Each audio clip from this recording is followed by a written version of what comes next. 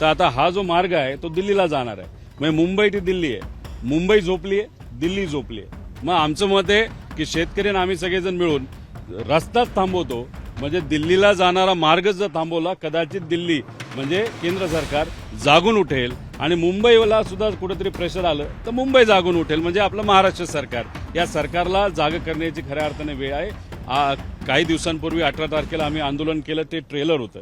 हा एक मोठा ट्रेलर असणार आहे. दुसरे जे खर्च आहेत, जे शेतकऱ्याचे आहेत, घर बांधायला घेतलं ते स्टील वाढले, महागाई वाढलेली, पेट्रोल डिझेल वाढलेले. पेट्रोल कुठेतरी 112ला गेले, डिझेल 97ला गेले. त्याच्यात डिझेलसाठी रांगा कराव्या लागतात आणि मग रांगा करून प्रामाणिकपणे डिझेल घेण्यासाठी जेव्हा शेतकरी जातो, मशागत त्या शेतामध्ये करायची असते, तर काही नेते म्हणतात काळा बाजार हे शेतकरी करतात. म्हणजे हे बोलणारे नेते स्वतः किती काळा बाजार करतात हे दुनियाला माहिती. आपण शेतकऱ्यावर बऱ्याच काही गोष्टी खापर फोडून मोकळे होतात. पण विषय काय, आज शेतकऱ्याच्या पाठीमागे कुणीतरी उभं राहिलं पाहिजे. शेतकरी अडचणीत आला तर मजूर अडचणीत येतो, मजूर शेतकरी अडचणीत आला, व्यापारी अडचणीत येतो आणि ग्रामीण अर्थव्यवस्था अडचणीत आल्यानंतर मग बरेच प्रश्न निर्माण होतात, आरोग्यापासून मुलांच्या शिक्षणापर्यंत. त्यामुळे या सगळ्या गोष्टींकडे सरकारचं लक्ष गेलं पाहिजे. नाफेडकडनं खरेदीच होत नाहीये कांद्याची, असा देखील आक्षेप आहे. शासनाकडनं त्यांना आदेश दिला जातो पण प्रत्यक्ष खरेदीच केली जात नाही. नाफेडचं घोळ अजून एक तुम्हाला सांगतो. ते काय करतात, काही ठराविक प्रायव्हेट लोकांबरोबर टायअप करतात. प्रायव्हेट लोकांबरोबर टायअप केल्यानंतर ते मार्केटमध्ये, आता तुम्ही मार्केटमध्ये जाऊन विचारा शेतकऱ्याला, 5 रुपयाला कांदा विकतायत, कोणी 4 रुपयाला विकताय, कोणी 6 रुपयाला विकताय. याच्यात मग हे प्रायव्हेट लोक हाच कांदा स्वस्तात शेतकऱ्याकडनं 4-5 रुपयाला तिथं घेतात, नाही तर इथल्या व्यापाऱ्याकडनं घेतात. आणि मग उद्या जाऊन जेव्हा आता 12.5 रुपये रेट देवेंद्र फडणवीस साहेबांनी डिक्लेअर केला, आता तो 15.5वर गेला आंदोलन आम्ही सगळ्यांनी केल्यानंतर. आता मग हाच 5 रुपयाचा कांदा शेतकऱ्याच्या नावं वेगळी दाखवून तो कांदा परत एकदा त्या ठिकाणी विकत घ्यायचा आणि जेणेकरून सरकारकडनं 15.5 रुपये घ्यायचे. कांदा तर माल 5 रुपयाला घेतलेला असो, 10 रुपयाचा नफा. म्हणजे एवढ्या प्रमाणात, मोठ्या प्रमाणात नफेखोरी होती. म्हणून आमच्या सगळ्यांचं मत आहे की मार्केट कमिटीमध्ये कांदा जर घेतला, एकतर स्पर्धा होते, दुसरं पारदर्शकता येते, शेतकऱ्याला कळतं अरे नाफेड किती रुपयाला घेते, कसं काय. त्यामुळे हे जे काय नफा, आता तुम्हाला खरात माहिती प्रकरण, तो भोंदूबाबा खरात, कॅप्टन खरात, त्याचं सुद्धा एका कॉन्ट्रॅक्टर बरोबर, म्हणजे नाफेडच्या कॉन्ट्रॅक्टर बरोबर व्यवहार होते आणि तो सुद्धा कांदा खरेदी करायचा आणि तो सुद्धा त्याच्यामध्ये भ्रष्टाचारामध्ये इन्व्हॉल्ड आहे. मग हे पैसे कमवणारे लोक सगळे मोठे आणि अडचणीत मात्र आमचा शेतकरी येतो, अशी आजची परिस्थिती आहे. आजच्या आंदोलनाचं स्वरूप काय नाही, स्वरूप काहीच नाही. आता कसं असतं की नाफेड हे दिल्ली सरकारच्या अंतर्गत येतं, म्हणजे केंद्र सरकारच्या अंतर्गत येतं. आता हा जो चांदगडला आम्ही त्या ठिकाणी, चांदवडला आम्ही आहोत, तर आता हा जो मार्ग आहे तो दिल्लीला जाणार आहे. म्हणजे मुंबई ती दिल्ली आहे, मुंबई झोपली आहे, दिल्ली झोपली आहे. मग आमचं मत आहे की शेतकरी आणि आम्ही सगळेजण मिळून रस्ताच थांबवतो. म्हणजे दिल्लीला जाणारा मार्ग जर थांबवला, कदाचित दिल्ली म्हणजे केंद्र सरकार जागून उठेल आणि मुंबईला सुद्धा कुठेतरी प्रेशर आलं तर मुंबई जागून उठेल. म्हणजे आपलं महाराष्ट्र सरकार, या सरकारला जाग करण्याची खऱ्या अर्थाने वेळ आहे. काही दिवसांपूर्वी 18 तारखेला आम्ही आंदोलन केलं, ते ट्रेलर होतं.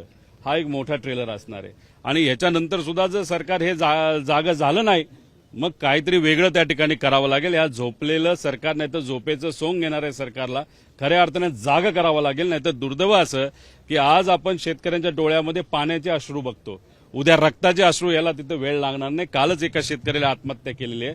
त्यामुळे शेतकऱ्याकडे, कष्टकऱ्यांकडे बघून या सरकारला जागं व्हावं आणि यांना सहकार्य करावं, अशी आमच्या सगळ्यांची भूमिका. आज आमचा पक्ष आहे, शशिकांत शिंदे साहेब आमच्या पक्षाकडनं येत आहेत, त्याच्याचबरोबर काँग्रेसकडनं हे सपकाळ साहेब जे प्रदेश अध्यक्ष ते येत आहेत, दानवे साहेब उद्धव ठाकरे शिवसेनेकडनं येत आहेत, त्या सीपीएमकडनं काही येतात, जिल्हा अध्यक्षांपासून तालुका अध्यक्षांपर्यंत व इथं असणाऱ्या मार्केट कमिटीच्या अध्यक्षांपासून ते सर्वच लोकांनी खूप मनापासून या विषयामध्ये लक्ष घातलेलं आहे.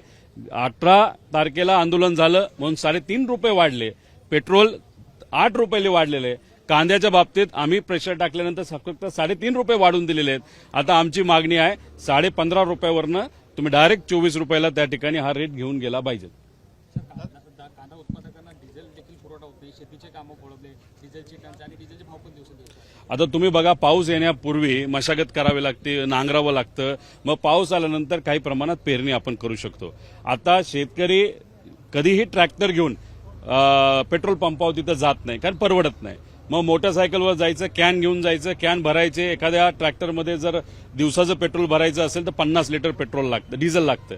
आणि मग असं गेल्यानंतर तिथं रांगा लागत आहेत. कारण एखाद्या तालुक्यामध्ये 10 पेट्रोल पंप असतील, डिझेल पंप असतील, तर त्यातले फक्त 2 चालू आहेत. 2 डिझेल पंपाला फक्त डिझेल दिलं जातं. पंप चालकांची कुठेही काही चूक नाही. पंप चालक 5 टँकरचं ॲडव्हान्स दिल्यानंतर त्यांना 1 टँकर मिळतोय, तो सुद्धा 4 दिवसानंतर मिळतोय. आणि मग अशात काय होतं की रांगा तिथं होत आहेत. त्यात मग शेतकऱ्याला मशागत करायची, शेतीकडे लक्ष द्यायचं का तिथं रांगेत उभं राहायचं. आता हे मेलेडी सारखं तर नाही ना, मेलेडीचं पाकिट फुकट कोणालाही तुम्ही त्या ठिकाणी देता. इथं काय पेट्रोल फुकट मिळणार आहे का, डिझेल फुकट मिळणार आहे का? पैसे शेतकऱ्यालाच द्यायचे, रांगेत शेतकऱ्यालाच उभं राहायचंय. काल तर मी बघितलं, बागलाणला गेलो होतो, लहान लहान पोरं बसली होती, कारण वडील शेतात काम करतायत, पोरं लाईनीत त्या ठिकाणी उभी आहेत.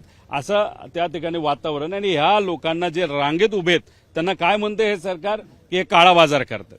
आता तुम्ही जर बघितलं, आता हे जे महाजन साहेब जे बोलून गेले, त्यांना नाशिकमध्ये त्यांनी जे काही तिथं नाशिकमध्ये आपलं देवाचा जो आता कार्यक्रम आहे कुंभमेळा, त्याच्यामध्ये यांनी जो भ्रष्टाचार केला, काळा बाजार केला, ते लवकरच आम्ही बाहेर त्या ठिकाणी काढू. त्यामुळे सामान्य लोकांना काळा बाजार केला, कुठं काय केलं असं कुठेही बोललं नाही. आम्ही त्याचा निषेध करतो आणि या सरकारला त्या ह्या सगळ्या गोष्टी महागात पडतील एवढं या ठिकाणी सांगतो. शेतकऱ्यांनी आत्महत्या केली, कुठे केली, काल काय नाही, काल बागलाण तालुक्यामध्ये रोडे राहुड नाव जे आहे, गाव जे आहे, तिथं गुलाब निकम नावाचे एक शेतकरी होते. परवा संध्याकाळी त्यांनी आत्महत्या केली. त्यांना 3 मुलं आहेत, पत्नी आहे, आणि अख्खा परिवार हा कुठेतरी रस्त्यावर आलाय अशी तिथं परिस्थिती आहे. का त्यांनी आत्महत्या केली तर 3.5 एकर कांदा त्यांनी लावला होता. जो खरीपाचा कांदा होता त्याला भाव त्यावेळेस तिथं मिळाला नव्हता. रब्बीचा आत्ताचा जो कांदा आहे तो तिथं कुठंच त्यांना विकता आला नाही, भाव नाही मिळाला, म्हणून त्यांनी फुकटात काही लोकांना तिथं दिला.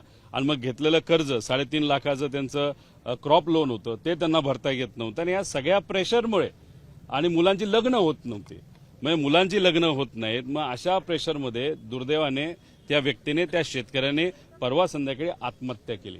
अधिकारी तिथं आले, पण सरकारमधून एखादा नेता तिथं आला नाही. कारण नेत्यांना काय करायचं, आज कुठेही शेतकऱ्याचे, कष्टकऱ्याचे, सामान्य लोकांचे अश्रू हे पुसायचे नाहीत.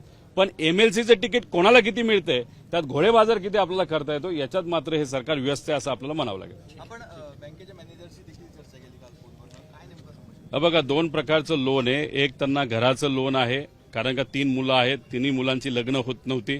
त्यामुळे त्यांना असं वाटलं की चला घर बरं बांधल्यानंतर असं कदाचित होईल की काही एखादा प्रस्ताव मुलीचा चांगला येऊ शकतो.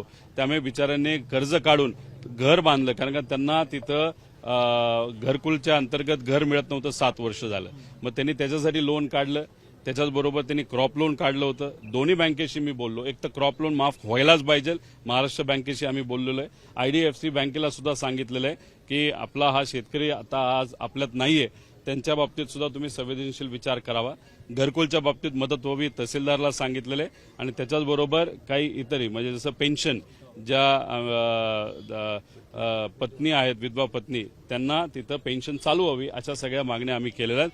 आणि आम्ही पाठपुरावा करणार जोपर्यंत त्या परिवाराला त्या ठिकाणी न्याय मिळत नाही.